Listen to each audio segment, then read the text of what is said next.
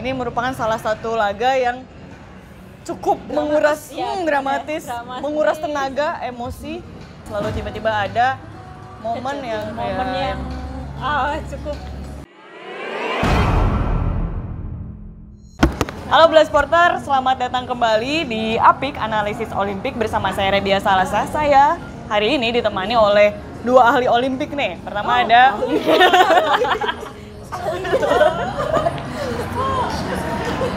editor saya yang terhormat. Halo Delia. Mbak Delia dan rekan saya tercinta. Siapa namanya? Oke. Nah, hari ini kita ada di Istora Senayan, tentu saja seperti hari-hari sebelumnya karena kita masih melaporkan secara langsung ya. Acara yang lumayan besar yaitu Indonesia Open. Memang besar. Besar di tahun ini. Indonesia Open 2022 dan hari ini sudah memasuki hari keempat yang artinya sudah memasuki tahap perempat final ya. Dan Indonesia sendiri punya 4 perwakilan di perempat final ini, salah satunya adalah dari ganda putra, yakni Pramudia dan Yeremia. Nah, ini merupakan salah satu laga yang cukup menguras, dramatis, menguras tenaga, emosi. Apa ya? Semuanya Gimana ya? Semuanya kayaknya tercurahkan. Kerasa capek, Sedihnya, lapernya, tiba-tiba lapar gitu. Nah, karena kan di babak pertama tadi mereka game pertama mereka bisa mereka kalah ya di game pertama. Pertama menang di game kedua kalah, di game ketiga sebenarnya sudah tinggal match point 20-17, lalu tiba-tiba ada momen yang cukup. Sepertinya semua orang tahu ya. Iya. Menyayat hati. Gimana ya? Jatuh. Penuh emosional pokoknya ya. Sebenarnya kalau kita ngeliat langsung ya, itu tuh kita nggak tahu sakit, cuman kalau saya melihat sih sepertinya dia sebenarnya udah ngerasain sakit duluan. Nah, terus saat akhirnya kondisi 2017 dia nggak mau menangkap Satoko, terus akhirnya dia jatuh karena memang kayaknya sudah kram. Tumpuannya nggak sesuai ya kayaknya. Soalnya pas dari lihat dari kamar orang tuh kayaknya kakinya kayak udah mulai bergetar gitu loh, mungkin kram, terus dia maksain buat nangkep Satoko, kayak akhirnya jatuhnya juga tumpuannya kurang oke, jadi kayak itu lutut kirinya dia ya, lutut kirinya dia di kondisi yang kita udah unggul 20-17 gitu. Tinggal match point.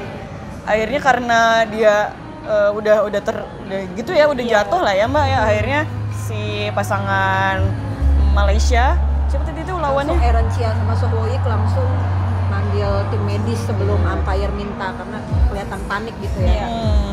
Nah sebenarnya tuh yang menarik itu waktu pas yang koreksi Mainaki, dia kan direktur kepelatihan ganda, terus maksudnya kan secara profesi dia kan seneng lah anak-anak buahnya tuh lolos gitu. Cuman dia akhirnya nangis. Nah tadi tuh sempat cerita kalau dia melihat takutnya ACL-nya itu lututnya itu kena gitu tuh, lutut itu bisa fatal kayak Carolina Marin kemarin kan sempet sampai 1 tahun gitu ya bisa.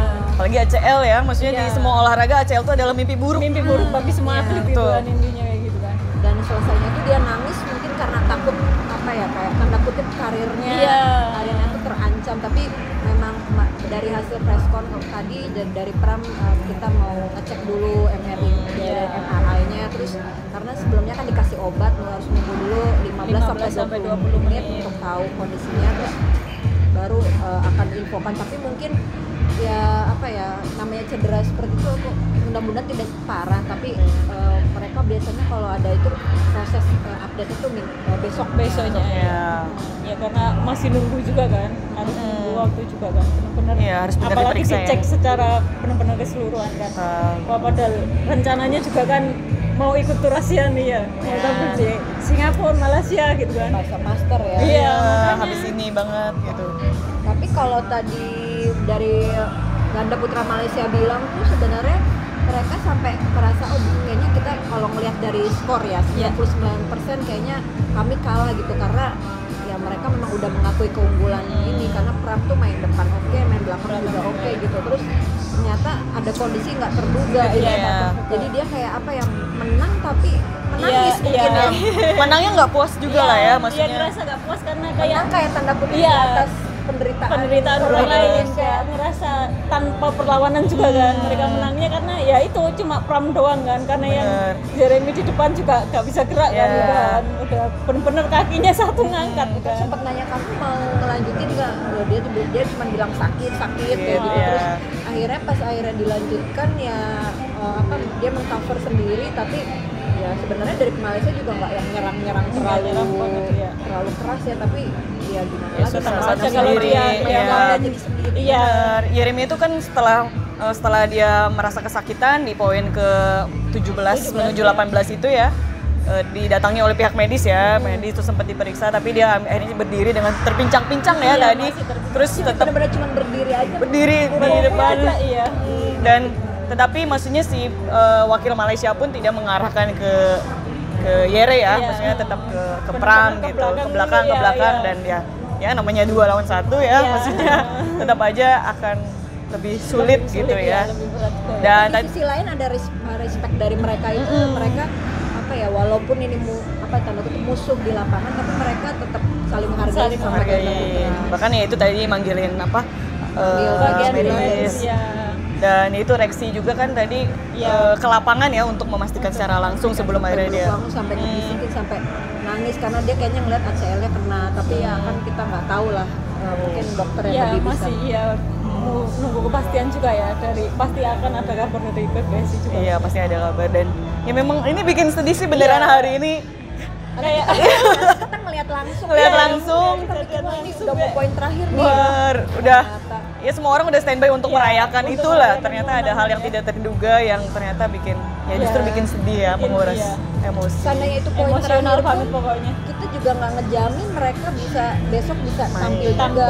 Kalau menang pun iya benar. Dengan cedera seperti itu ya. Tuh cuma ya kita mendoakan aja ya, semoga baik-baik saja, lekas pulih, baik-baik saja, nggak cedera yang parah. Betul.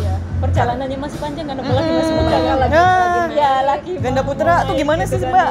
Ganda putra Indonesia terutama Yere sama Pram nih. Sebenarnya kalau kita ngeliat itu kan kejutan ya, karena selama ini kan kita fokusnya Manius, Hendra Afan ya. Sebenarnya kita nggak memikirkan mereka, tapi mereka kan akhirnya bisa peringkatnya bisa secara pelan benar-benar membuktikan bisa naik-naik gitu kan.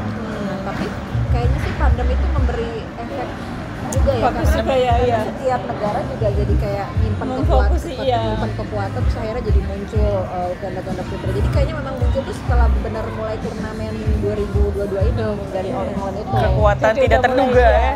Banyak yang buat kejutan gitu ya. Bukan hanya di ganda putra ya, semuanya benar. Buat kejutan gitu, tiba-tiba ada lagi. Jadi maksudnya petanya tuh bisa lebih merata, cuman yang mewujudkan ganda putra tuh lapisannya banyak. Jadi nggak cuma ada kita ada peluang di turnamen lain. Jadi nggak hanya mengandalkan 2 orang aja. Iya, punya stok banyak lah ya. Stoknya banyak lah ya untuk ganda putra. Untuk hari ini ya, meskipun kalah kita sama-sama doakan lah, semoga dia ini bola supporter juga mungkin boleh tuliskan komentar kalian nih soal cederanya Yere, dan gimana menurut kalian perjalanan Indonesia di Indonesia Open 2022 ini.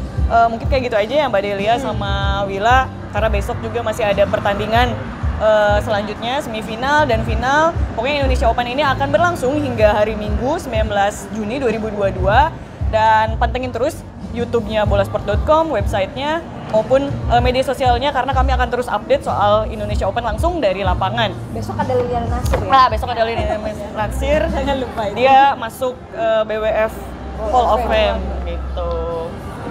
Mungkin gitu aja ya. Bola Supporter, terima kasih. Sampai jumpa lagi. Terima kasih sudah menonton. Silakan subscribe, like, dan jangan lupa komen di bawah ya Bola Supporter.